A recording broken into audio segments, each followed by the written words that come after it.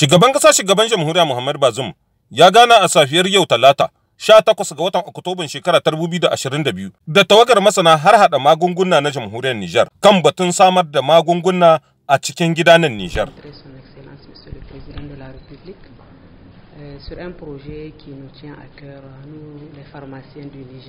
Mun zo ne domin tattaunawa kan wannan aiki da muka fara tunani a kai domin samun goyon bayan mai girma shugaban ƙasa in ji kakakin tawagar Dr. Dannuhu Barira. Nous sommes venus échanger sur ce projet sur lequel nous avons déjà commencé à réfléchir.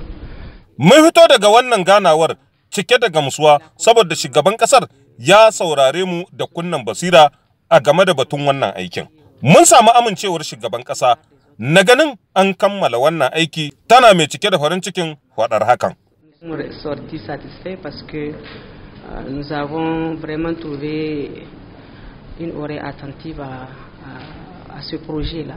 Et nous avons également eu l'engagement de son Excellence, Monsieur le Président de la République, pour l'aboutissement de ce projet, notamment de faire vite et de travailler pour avoir le plan d'investissement de ce projet-là, en tout cas dans les prochains jours.